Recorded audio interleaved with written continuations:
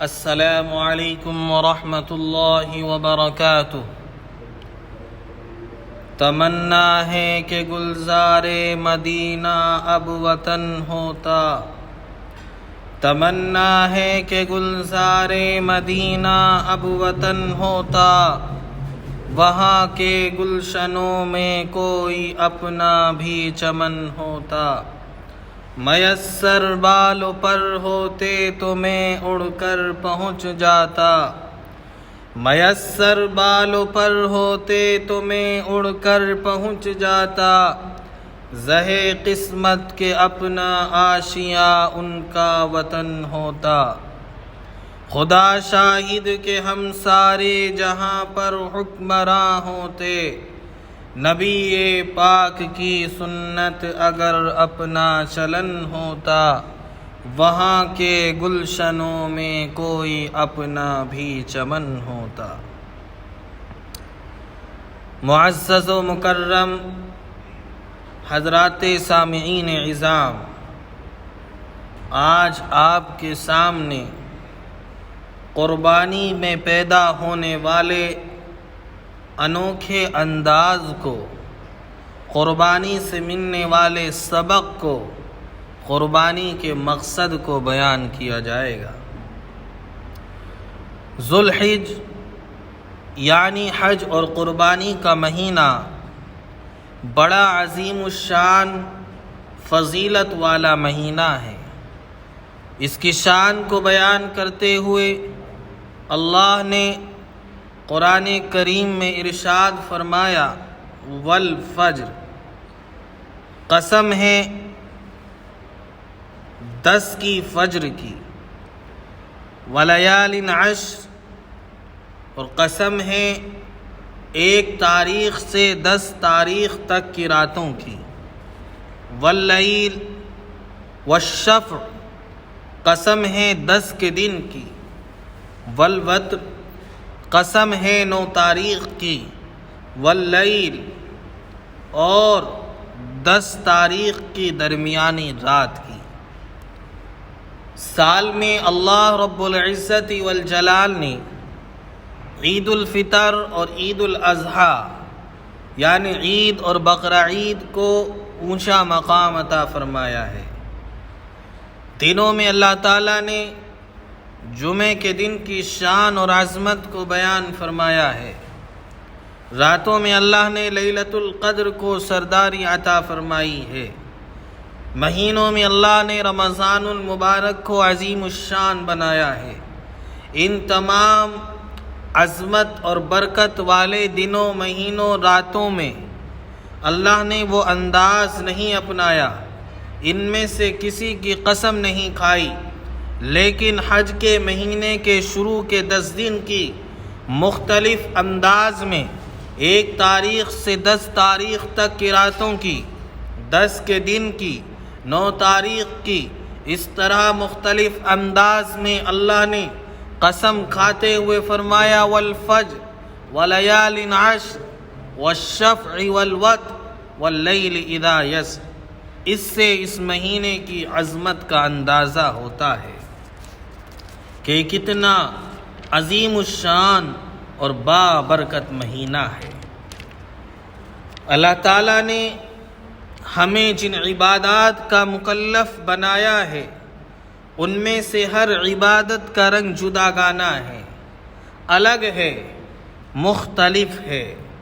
کوئی عبادت ایسی ہے جس میں عاشقانہ شان پائی جاتی ہے، عشق کا پہلو نمودار ہوتا ہے۔ کوئی عبادت ایسی ہے جس میں مصلحانہ شان پائی جاتی ہے۔ کوئی عبادت ایسی ہے کہ اس میں عاجزانہ شان پائی جاتی ہے۔ اسی طرح قربانی بھی اپنی نوعیت کے اعتبار سے ایک منفرد اور جداگانہ عبادت ہے۔ اس میں اطاعت و بندگی اور اتباع حکم ربانی کی شان پائی جاتی ہے۔ اسی جذبے کو پیدا کرنے کے لیے اللہ تعالیٰ نے ہمیں یہ عبادت عطا فرمائی ہے۔ ذو الحج کے مہینے میں خالق ارض و سما نے ہمیں دو ایسی عبادتیں عطا فرمائی ہیں جن کو اللہ تعالیٰ نے اسی مہینے اور مہینے کے خاص ایام کے ساتھ مختص فرمایا ہے۔ ایک حج، دوسری قربانی۔ حج وہ عظیم الشان عبادت ہے جس کے زمانے کو بھی اللہ نے خاص فرمایا ہے اور جگہ کو بھی خاص فرمایا ہے، یعنی ذوالحج کے مہینے ہی میں حج ہو سکتا ہے، اس کے علاوہ سال کے کسی دوسرے مہینے میں اس عبادت کو ادا نہیں کیا جا سکتا، اور اس کے بھی مخصوص دنوں میں، یعنی 8 تاریخ سے 12 تاریخ تک ان 5 دنوں میں ہی حج ہو سکتا ہے، اس کے علاوہ مہینے کی کسی اور تاریخ میں ادا نہیں کیا جا سکتا۔ اگر کوئی شخص ذوالحج کے مہینے کے علاوہ سال کے 11 مہینوں میں سعودی عرب کے اندر زندگی گزارتا رہے، حجاز مقدس کو اپنا مسکن بنائے، لیکن وہ حاجی نہیں کہلا سکتا۔ اسی طرح کوئی ذوالحج کے مہینے میں جائے لیکن 8 تاریخ سے 12 تاریخ کے 5 دنوں کو چھوڑ کر وہ بعد کے پورے مہینے وہاں پر قیام کرے، لیکن وہ حاجی نہیں کہلا سکتا۔ اسی طرح ان 5 دنوں میں یعنی 8 سے 12 تاریخ تک وہاں پر رہے، لیکن دوسری جگہوں پر گھومتا رہے اور صفا مروہ طواف وغیرہ عرفات کی جگہوں پر نہ جائے تو وہ بھی حاجی نہیں کہلا سکتا۔ حاجی وہی انسان کہلائے گا جو ذوالحج کے مہینے میں 8 سے 12 تاریخ کے دنوں میں وہاں موجود رہے اور ارکان حج کو صحیح طور پر ادا کرے۔ تو ایک عبادت اللہ تعالیٰ نے اس مہینے میں حج بنائی ہے جس کا مہینہ بھی خاص فرمایا ہے اور جگہ بھی خاص فرمائی ہے۔ دوسری عبادت جو اللہ تعالیٰ نے اس مہینے کے ساتھ خاص فرمائی ہے وہ قربانی کی عبادت ہے کہ اللہ تعالیٰ نے اس کے دنوں کو خاص فرما دیا ہے، جگہ کو خاص نہیں فرمایا، کہ اس کے دنوں کو اللہ نے خاص فرمایا 10، 11، 12، 13 میں، ان 3 دنوں میں قربانی ہو سکتی ہے۔ اس کے علاوہ کوئی انسان حج کے مہینے کے علاوہ ذوالحج کی 10، 11، 12 تاریخ کے علاوہ کوئی انسان پورے سال اپنے جانور کو ذبح کرتا رہے، اللہ کی راہ میں قربان کرتا رہے، اسے قربانی کا ثواب نہیں حاصل ہو سکتا۔ قربانی کا ثواب اسی مہینے کے مخصوص دنوں میں 10 تاریخ سے اور 12 تاریخ تک حاصل ہو سکتا ہے، اور اس کی جگہ کو اللہ نے خاص نہیں فرمایا، یعنی جہاں چاہے پوری دنیا میں اپنی طرف سے قربانی ادا کرا سکتے ہیں۔ بہرحال یہ ذوالحج کا مہینہ وہ عظیم الشان مہینہ ہے کہ جس میں اللہ تعالیٰ نے قربانی کی عبادت بھی ہمیں عطا فرمائی ہے۔ قربانی انسانی عقل و حکمت کے بالکل خلاف نظر آتی ہے۔ جتنی ظاہری عبادات ہیں ان میں بظاہر کچھ نہ کچھ حکمتیں نظر آتی ہیں۔ مثلا نماز ہے، اس میں ثواب کے ساتھ ساتھ جسم کا بھی فائدہ ہوتا ہے، اعضاء کی ورزش ہو جاتی ہے۔ روزہ ہے، اس میں ثواب کے ساتھ ساتھ معدے کا فائدہ حاصل ہوتا ہے، پیٹ کا نظام بھرپور انداز میں صحیح رہتا ہے۔ زکوٰۃ، اس میں ثواب کے ساتھ ساتھ سماج کی خوشحالی بھی پیدا ہوتی ہے، بھوک مری کا خاتمہ ہوتا ہے۔ تو جتنی عبادات ہیں ان میں دینی فائدوں کے ساتھ ساتھ دنیاوی فائدہ بھی پایا جاتا ہے، لیکن قربانی ایک ایسی عبادت ہے جس میں بظاہر دنیاوی کوئی فائدہ نظر نہیں آتا ہے، عقل کے اعتبار سے اس کے اندر کوئی حکمت نظر نہیں آتی ہے۔ یہ قربانی صرف اللہ کے حکم کی بجا آوری میں انجام دی جاتی ہے۔ قربانی چونکہ بظاہر انسانی عقل کے خلاف نظر آتی ہے، اسی وجہ سے بعض حضرات جن کے لیے دولت ہی سب کچھ ہے، ہر آن ان کو پیسہ ہی اپنے سامنے ناچتا ہوا نظر آتا ہے۔ وہ کہتے ہیں کہ قربانی سے کیا فائدہ، اربوں روپیہ نالیوں میں بہہ جاتا ہے، اس سے اچھا ہو کسی غریب کی مدد کی جائے، کسی کا سہارا بنا جائے۔ اتنا گوشت ہو جاتا ہے کہ کھانے کو جی نہیں چاہتا۔ انہیں معلوم ہونا چاہیے کہ قربانی اللہ کا حکم ہے اور مالک کا حکم ہے۔ مالک جو چاہے اپنے غلاموں کو حکم دے، غلاموں کو اس بات کی پرواہ نہیں کرنی چاہیے کہ اس سے فائدہ ہوتا ہے یا نقصان ہوتا ہے۔ تو معلوم ہوا کہ قربانی صلی اللہ کا حکم ہے، عقل کے خلاف ہے۔ ایک تاجر کا انتقال ہوا، فرشتے اس سے معلوم کرنے لگے کہ تجھے جنت کی طرف لے جائیں یا جہنم کی سیر کرائیں۔ اس نے کہا جہاں 4 پیسے کا فائدہ ہوتا ہو وہاں مجھے لے جائیے۔ اگر جنت میں 4 پیسے کا فائدہ ہے تو میں جنت میں جانا چاہوں گا، اور نعوذ باللہ اگر جہنم میں فائدہ ہے تو جہنم کی سیر کی جا سکتی ہے۔ گویا کہ لالچی آدمی ہے کہ مرنے کے بعد بھی اس کی طمع اور لالچ ختم نہیں ہوتا۔ اگر قربانی کو عقل کے اعتبار سے دیکھا جائے، عقلی ترازو میں تولا جائے، تو قربانی ہر انسان کی سمجھ میں آنے والی عبادت نہیں ہے، اس لیے کہ قربانی کی جاتی ہے حضرت اسماعیل علیہ السلام کی یاد کو تازہ کرنے کے لیے، حضرت ابراہیم علیہ السلام کی سنت کو زندہ کرنے کے لیے، جس کا خلاصہ یہ ہے کہ حضرت ابراہیم علیہ السلام اپنے بیٹے اسماعیل کو قتل کرنے چلے ہیں۔ عقل اس بات کی اجازت نہیں دیتی کہ کوئی باپ اپنے بیٹے کا قتل کرے، اور بیٹا بھی معصوم جس کی کوئی غلطی نہ ہو۔ چھوٹے بچے کے بارے میں نبی کریم علیہ السلام کا دشمنوں کی بستیوں میں بھی اعلان ہوتا تھا، لا تقتلوا ولیدا ولا شیخا فانیا، کسی بوڑھے پر، عورتوں پر اور بچوں پر ہاتھ نہ اٹھایا جائے، اور بچہ بھی اکلوتے اولاد، معصوم سا کھلونا۔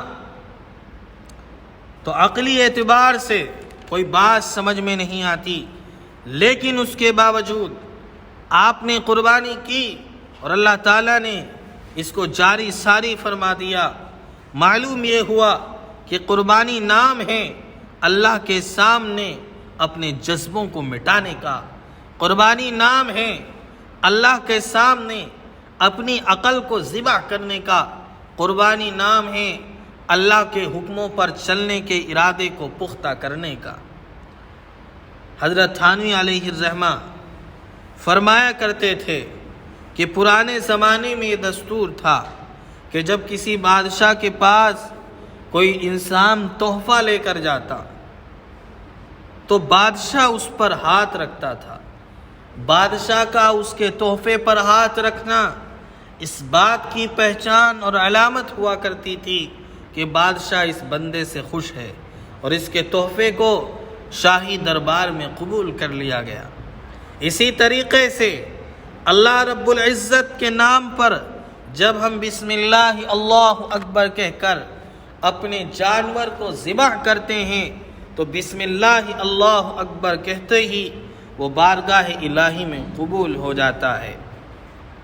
اس لیے جو انسان صاحب نصاب ہو، جس کے پاس 52.5 تولے چاندی یعنی 612 گرام چاندی کی مالیت کی برابر، جتنے پیسوں میں 612 گرام چاندی ملتی ہے، اگر کسی کے پاس اتنے پیسوں کا سونا ہے یا چاندی ہے یا اتنے پیسے اس کے پاس موجود ہیں، ایسے انسان پر قربانی کرنا واجب ہو جاتی ہے۔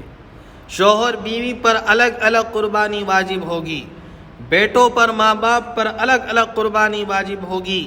یہ نہ سمجھنا چاہیے کہ ہم نے ایک مرتبہ قربانی کر لی تو ہر سال قربانی نہیں کی جائے گی۔